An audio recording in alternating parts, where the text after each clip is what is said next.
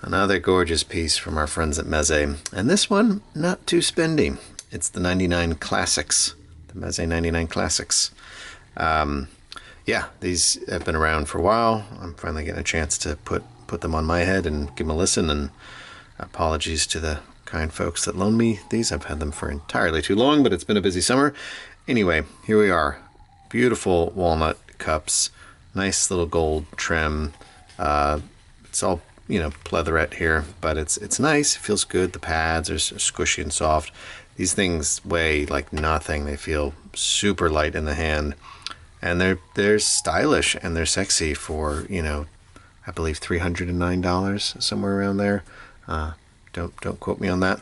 And prices may vary in your market, but yeah, I think, Meze's got a real point of view when it comes to designing headphones, and they think about the aesthetics, maybe not as much as they think about the sound, but it's pretty close. They're definitely engineers, and they're definitely interested in working with different materials and telling different visual stories and offering different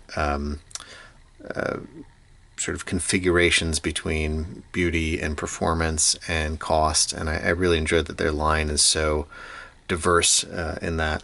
I've been listening to these, like I said, for quite a while now, and yeah, I've got some things to say. Let's talk a little bit more about sort of build-in accessories. They do come with this nice clamshell travel case, and inside this little pouch with a couple of cables. You get a longer, like 3-meter cable, and then you get this little shorty 1.5 travel-ish cable with a little volume rocker guy on it. I think this is a mic too. And then they have another cable that you can get that's got like a full-on like boom mic that sticks off the cable, which, if you are on calls and stuff all day for work, it's kind of a cool, let's not watch me organize that, kind of a cool option to have like decent, quality music. And, I think the intent here is that they're light. You could actually throw them in that travel case or just in your bag and take them with you. They are crazy easy to drive. Drive them just fine off my laptops, built-in headphone out, or certainly small portable things like the Mojo, or I have this funny thing right now. This thing's actually very powerful for a portable. I'll be reviewing this in a little bit, but yeah, my classic original Mojo drove these things exceptionally well. So and they scale, right? I mean, they sound pretty good right out of the headphone socket, but a nicer DAC and a nicer amp, and these actually can scale quite a bit. Wait, what do they sound like?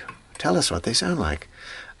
It's a pretty like meaty presentation, I'd say. I sort of think of Meze often as having a bit of warmth, not overly so, but this is warmish. This is full bodied. And you trade a little bit of clarity for that, I think, like, say, compared to, and these are a bit spinnier. I haven't actually checked lately to see if these are still in production or available. I've had these for a couple of years now. But this is the LSA HP2. This is the only other, like, closed back dynamic I had on hand to compare to. These are crisper and leaner, and they produce a good bit more resolution. Like I said, I think they're also more expensive, heavier, a little hotter on the head, and not as warm and inviting necessarily. So trade-offs. But just as a comparison point, these things do have a very good edge definition. It's very crisp. Let me say it's very crisp. It's not the most nuanced, but it's fun. It's tactile. You sort of get that crispness as notes sort of appear in the scene. And there's a decent sense of air and space, even though I said the presentation's kind of thick in the sort of upper mid register and upper register. Things do sort of open up and spread out. It's sort of in that lower mid and bass region where things get a little crowded and it starts to be a little tricky to pull out as much detail. And they've got some energy. I think that's due in part that they're just so darn easy to drive, and they feel like a very energetic listen. Like I said, driving them was really no problem, and they certainly sound, I think, good out of a phone or out of a laptop. But they have more to offer. That's not the extent of their capabilities. And when paired with nicer amplification, whether that be desktop or portable amps, I did get a lot or a decent bit more additional resolution and clarity. And the leaner the power, the cleaner the power. So like the Mojo was a great partner for this because its sound is very exacting and it's got a lot of space built into the sound and a lot of clarity, and so that played really well with some of the warmth and thickness of this guy. Other things I compare to, so I happen to have the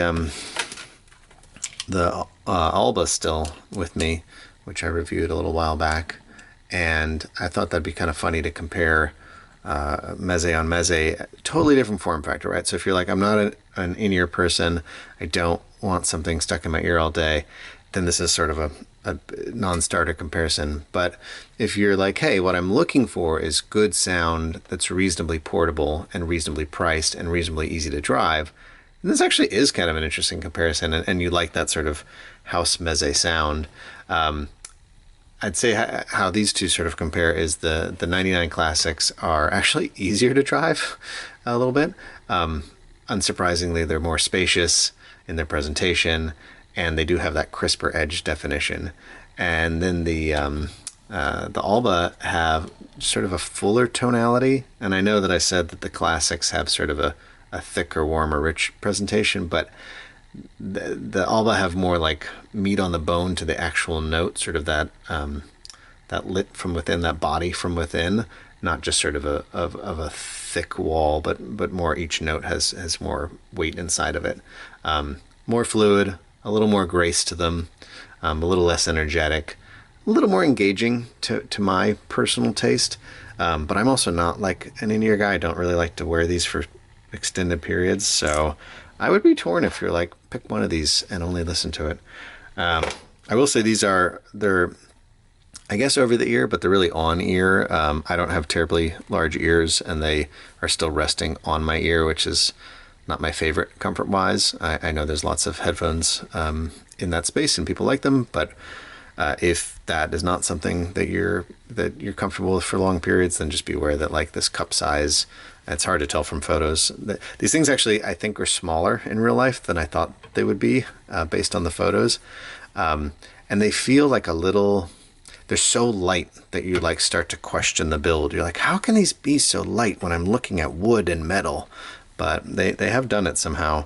So as long as you can get out of your own prejudices about weight equaling quality, then I think these things are pretty safe. They feel like incredibly durable. I think you could probably happily throw these in your bag and not worry about their precious case, but they're very pretty. So if you wanted to keep them nice and tidy, that little clamshell is very nice. Yeah, I think that's all I really said here. I think these are, at the price point. I haven't been listening to a ton of stuff in this price point recently, so my ears are calibrated for, many X's this price. So coming out of that space, it's a little, I don't want to like judge too harshly. I think they're really good. They're really fun to listen to. I didn't get bored listening to them. I didn't find myself while listening to them being like, oh, I wish they had a little more of this or a little more of that. I think they're pretty satisfying listen overall, but they are at that $300 price, not the $1,000 or $2,000 or $3,000 or whatever price. So easy to drive, portable, sound nice, look awesome. Yeah, that's the Meze 99 Classics. Till next time, Signcraft signing out.